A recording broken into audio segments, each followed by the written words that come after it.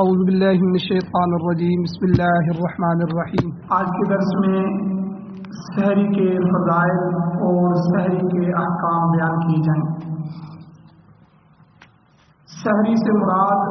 وہ کھانا ہوتا ہے جو انسان رات کے آخری حصے میں کھاتا ہے، تناول کرتا ہے، اور اسے سحری اس لیے کہا جاتا ہے کہ رات کے آخری حصے کو سحر کہتے ہیں، اور یہ کھانا اسی وقت کھایا جاتا ہے، اس لیے اس کو سحر والا کھانا یعنی سحری کہا جاتا ہے۔ یہ عمل نہایت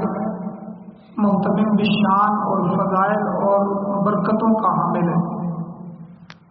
اگر اس عمل کے وقت اس کی برکت اور اس کے فضائل اور برکتوں کے معاملے میں استحضار رہے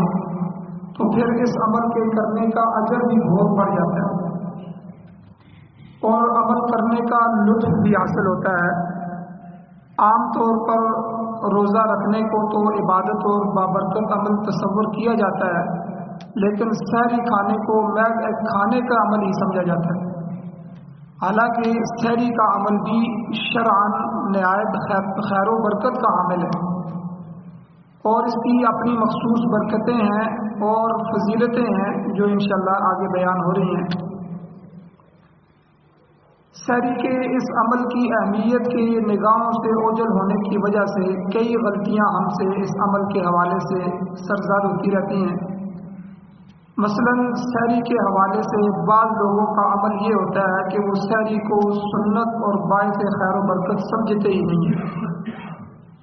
اور بغیر سحری کے ہی روزہ رکھ لیتے ہیں، اور اس کے اوپر یہ کہ پھر فخریہ انداز میں یہ بھی کہتے ہیں کہ میں نے آج سحری کے بغیر روزہ رکھا ہے، یعنی بغیر کھائے پیے روزہ رکھ لینے کو مردانگی اور بہادری کی علامت سمجھ کر اوروں کے سامنے فخر کیا جاتا ہے، یا درمیان رات ہی سونے سے قبل کچھ کھا پی لیا جاتا ہے۔ بعض لوگ سونے سے پہلے رات کو دیر سے سوتے ہیں تو اسی وقت کھا پی لیتے ہیں اور اسی پر سحری کا اطلاق کر دیتے ہیں کہ یہ سحری ہے، یا تو ان کو یہ اندیشہ ہوتا ہے کہ وہ اخیر رات میں اٹھ نہیں پائیں گے، یا انہیں نیند اتنی عزیز ہوتی ہے کہ اس کی خاطر اپنے آپ کو سحری کی برکت سے محروم کر دیتے ہیں اور اس محرومی کو برداشت کر لیتے ہیں، یا سحری کی برکات اور اس کے فضائل کا ان کو علم ہی نہیں ہوتا۔ اس لیے سب سے پہلے یہ بات جان لینی چاہیے کہ سحری کا عمل ایک مسنون عمل ہے، سحری سنت ہے، یہ نہایت خیر اور برکت کا باعث ہے، اس لیے سحری رات کے آخری وقت میں ہی کرنی چاہیے۔ اس وقت اگر طبیعت کچھ کھانے کو نہ بھی چاہ رہی ہو تو بھی اتباع سنت میں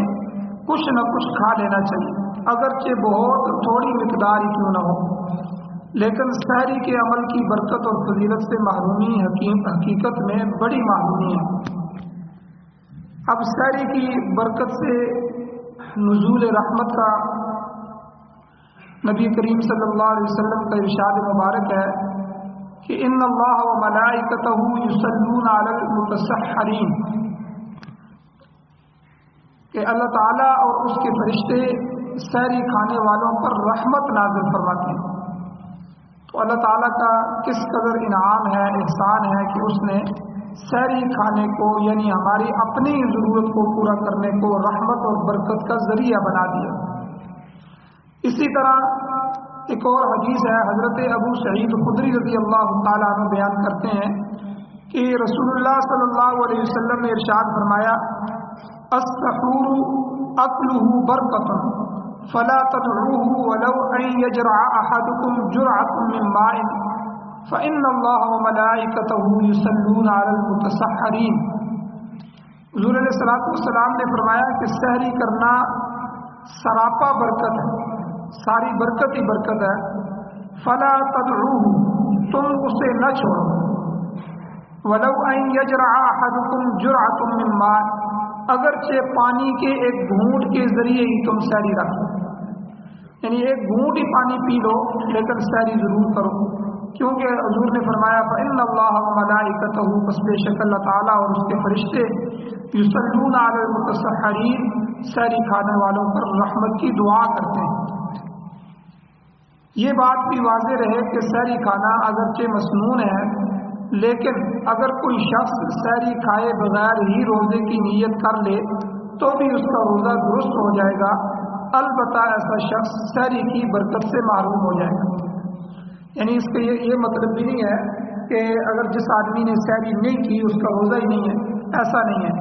بلکہ سحری سنت ہے، اس کی برکات ہے۔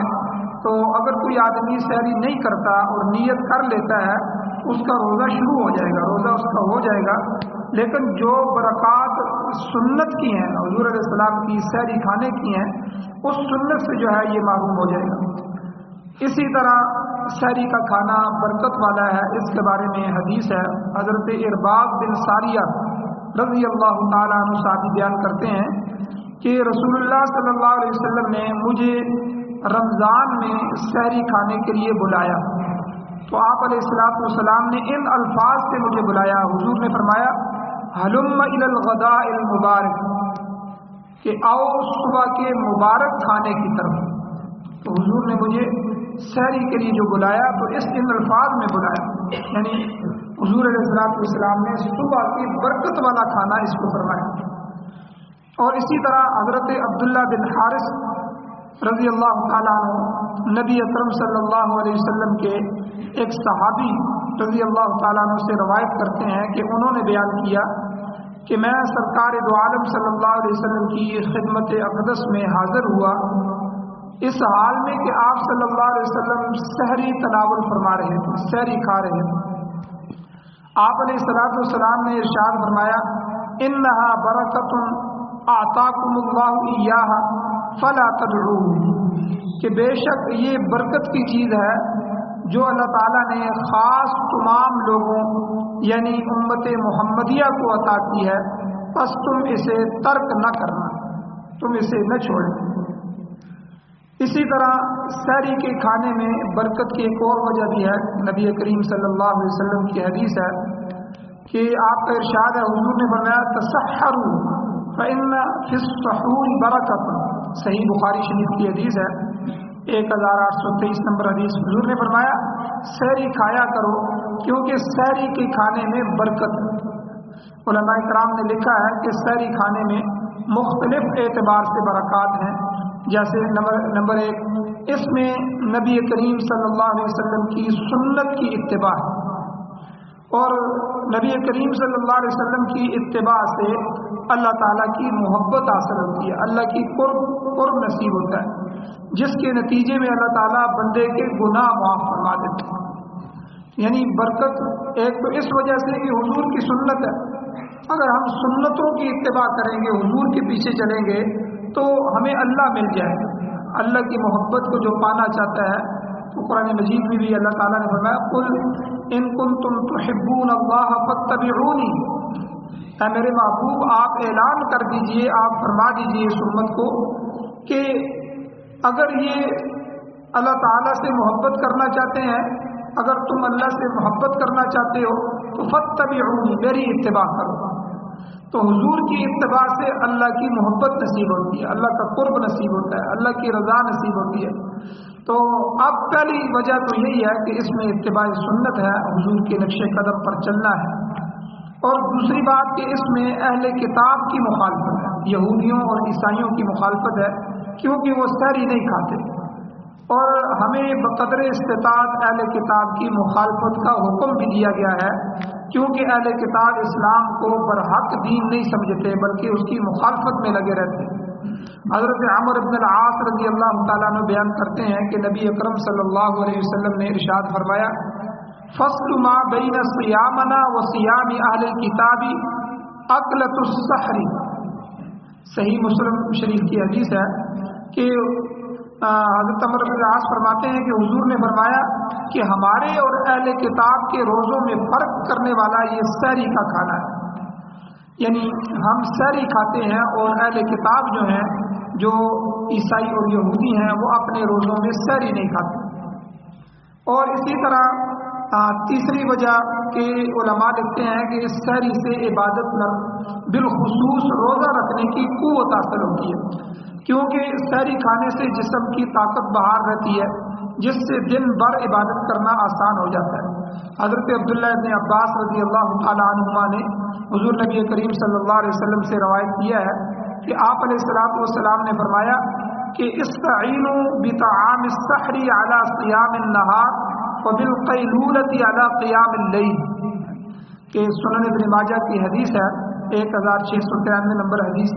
کہ حضور نے فرمایا سحری کے کھانے کے ذریعے دن کے روزہ کو پورا کرنے کے لیے مدد لو، اور قیلولہ یعنی دوپہر کو کچھ دیر کی نیند کرنے کے ذریعے رات کے قیام کے لیے مدد، یعنی روزے میں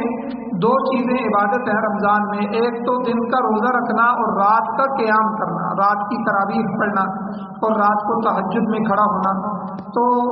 اس لیے دونوں چیزوں کے لیے طاقت چاہیے کہ دن کا روزہ بھی مکمل پورا ہو جائے اور رات کا قیام بھی اچھی طرح ہو جائے۔ تو اس میں حضور علیہ الصلوۃ والسلام نے اس حدیث میں وہ نسخہ بتا دیا۔ حضور نے فرمایا سحری کھاؤ گے تو اس کے ذریعے دن میں جو روزہ رکھنا تمہارے لیے آسان ہو جائے گا، کیونکہ آخری وقت میں کھانا کھایا ہے تو اس لیے روزے کے اندر طاقت پیدا رہے گی، اور دن کو جو آرام کرو گے قیلولہ کرو گے تو رات کو کھڑا ہونا تمہارے لیے آسان ہو جائے گا۔ اس لیے جو ہے یہ دونوں چیزیں سحری کھائیں اور دن کو تھوڑا سا قیلولہ بھی کریں۔ اور اسی طرح چوتھی وجہ علماء نے لکھی ہے کہ اس سے اخلاق کی اصلاح ہو جاتی ہے، بندے کے اخلاق، کیونکہ اگر سحری جو ہے وہ نہیں کھائیں گے تو زیادہ بھوکا رہنا پڑے گا، اور عام تجربہ یہ ہے کہ زیادہ بھوکا رہنے سے انسان کے مزاج میں سختی اور بدخلقی پیدا ہو جاتی ہے، جس کی وجہ سے بندہ بات بات پر دوسروں سے الجھنا شروع ہو جاتا ہے۔ یہی وجہ ہے کہ رمضان میں جو ہے حضور علیہ الصلوۃ والسلام نے دوسری احادیث میں بالکل واضح ارشاد فرما دیا کہ اگر کوئی آدمی تم سے جو ہے رمضان المبارک میں روزے کی حالت میں لڑائی کرے، جھگڑا کرے، تو اسے صاف کہہ دو بھائی میں جھگڑنا نہیں چاہتا، میں تم سے لڑنا نہیں چاہتا، میں الجھنا نہیں چاہتا، میں بات ہی نہیں کرنا چاہتا اس موضوع پر۔ تو جھگڑا بالکل نہ کیا جائے، کیونکہ بعض دفعہ انسان کے اندر بدخلقی سخت مزاجی پیدا ہو جاتی ہے، تو اس لیے اپنے آپ کو بھی کنٹرول کرنا، اور حضور نے اس کی تعلیم دے دی کہ اس آدمی کو کہو میں جی میں روزے سے ہوں، میرا روزہ ہے، اس لیے میں اس بات پہ لڑنا نہیں چاہتا۔ تو یہ 4 وجہ علماء نے لکھی ہیں کہ سحری کے اندر برکات ہیں۔ اور اسی طرح ایک وہم اور ایک اعتراض ہے، اس کا ازالہ بھی کر دوں کہ آج کل سوشل میڈیا وغیرہ پر بعض لوگ یہ بات مشہور کرتے ہیں کہ سحری کھاتے ہوئے اگر اذان شروع ہو جائے تو ضرورت کے بقدر کھا لینے کی گنجائش ہے، اس سے روزے پر فرق نہیں پڑتا، اور اس سلسلے میں وہ ایک حدیث سے بھی استدلال کرتے ہیں کہ نبی کریم صلی اللہ علیہ وسلم کا ارشاد ہے کہ جب تم میں کوئی شخص اذان سنے اور پیالہ اس کے ہاتھ میں ہو تو اسے مت رکھے بلکہ اپنی حاجت کو پورا کر لے۔ سنن ابن ماجہ کی حدیث ہے، بلکہ سنن ابن داؤد کی حدیث ہے۔ تو یاد رکھیں اس کا جواب علماء نے دیا ہے کہ یہ بات درست نہیں ہے، کیونکہ اس حدیث میں ایسی کوئی تفصیل مذکور نہیں ہے کہ یہاں کون سی اذان مراد ہے، اس سے روزے دار مراد ہیں یا نمازی مراد ہیں۔ تو یہ عام نماز بھی ہو سکتی ہے رمضان کے علاوہ بھی، حضور نے عام مطلق فرمایا ہے کہ جب اذان ہو جائے اور کھانا کھا رہے ہوں تو پہلے کھانا کھا لیں، تو یہ عام اذان کے متعلق ہے، رمضان کے روزے کے اذان کے متعلق نہیں ہے، سحری کے متعلق نہیں ہے۔ تو اس لیے اس کو جو ہے خاص کر لینا، حالانکہ حضور نے اس کو عام فرمایا ہے، یہ بھی جو ہے ٹھیک نہیں ہے۔ اور اسی طرح ایک اور جو ہے اس میں اس کا مطلب حدیث کا مطلب بیان کیا ہے کہ اگر کبھی کھانے پینے کے دوران اذان شروع ہو جائے تو ضرورت کے بقدر کھا پی لو تاکہ تم پرسکون ہو کر نماز پڑھ سکو، یہ عام دوسری حدیث موجود ہے، یہ بھی عام اذانوں کے متعلق ہے، جو ہے اس کی طرف اس کے لیے نہیں ہے کہ رمضان کی جو سحری ہے اس کے لیے، اس میں فقہاء نے مسئلہ یہ لکھا ہے کہ چونکہ اس میں اذان کا تعلق سحری کے ساتھ ہے ہی نہیں، سحری جو ہے اس کا تعلق جو ہے صبح صادق کے ساتھ ہے، تو اذان کے ساتھ روزے کو بند کرنے کا تعلق نہیں ہے، کیونکہ قرآن مجید میں آیت ہے وَكُلُوا وَاشْرَبُوا، کھاؤ اور پیو حَتَّى يَتَبَيَّنَ لَكُمُ الْخَيْطُ الْأَبْيَضُ مِنَ الْخَيْطِ الْأَسْوَدِ مِنَ الْفَجْرِ، کہ فجر کے وقت سفید دھاگا سیاہ دھاگے سے جدا ہو جائے، یعنی سفید دھاگا اور سیاہ دھاگے سے مراد دھاگا نہیں ہے بلکہ اس سے مراد رات اور دن ہے، رات کی سیاہی دن کی سفیدی سے الگ ہو جائے، یہ صبح صادق کا وقت ہوتا ہے۔ تو اس لیے اذان سے پہلے ہی سحری کا وقت ختم ہو جاتا ہے، تو اس لیے اس وقت سحری کو بند کر لینا چاہیے۔ اور اس کے بعد ایک دوسری حدیث جو ہے وہ بھی بیان کی جاتی ہے، تو اس میں تفسیر ہے کہ نبی اکرم صلی اللہ علیہ وسلم کے زمانے میں حضرت بلال رضی اللہ تعالیٰ عنہ سحری کے وقت اذان دیتے تھے، اور اس اذان سے سوئے ہوئے لوگوں کو اٹھانا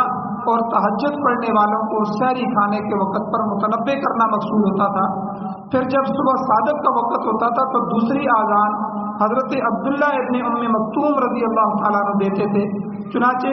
صحیح مسلم میں اور موطا امام مالک میں حدیث کی کتب میں اس بات کی صاف وضاحت ہے کہ آپ صلی اللہ علیہ وسلم نے فرمایا، تمہیں سحری کھانے سے بلال کی اذان ہرگز نہ روکے، کیونکہ وہ تو سوئے ہوئوں کو اٹھاتے ہیں اور تہجد پڑھنے والوں کو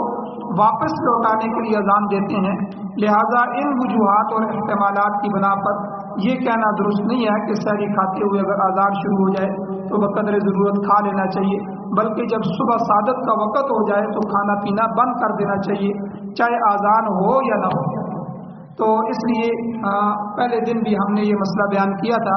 کہ اذان اپنے وقت پہ ہوگی، سحری اپنے وقت پہ بند کرنی ہے، تو اس لیے اذان 3 4 5 منٹ بعد ہوتی ہے، تو پہلے اعلان کر دیا جاتا ہے یا ہوٹل لگایا جاتا ہے کہ تاکہ پتہ چل جائے کہ سحری کا وقت ختم ہو گیا ہے، کیونکہ سحری کو ہم نے صبح صادق سے جو ہے پہلے ختم کرنا ہے، اور اذان اپنے وقت پہ جب صبح صادق ہو جائے اس کے بعد اپنے وقت پہ ہوتی ہے۔ اس لیے ان دونوں چیزوں میں فرق ہے، سحری بند کرنے میں اور اذان میں۔ اور یہ حضرت بلال رضی اللہ تعالیٰ عنہ جس طرح تہجد کی اذان کی جگہ ہوتی ہے، تو یہ ایک طرح کی تہجد کی اذان دیتے تھے، تو اس لیے حضور نے فرمایا کہ جب بلال کی اذان ہو تو اس وقت کھانے پینے سے نہ رکو۔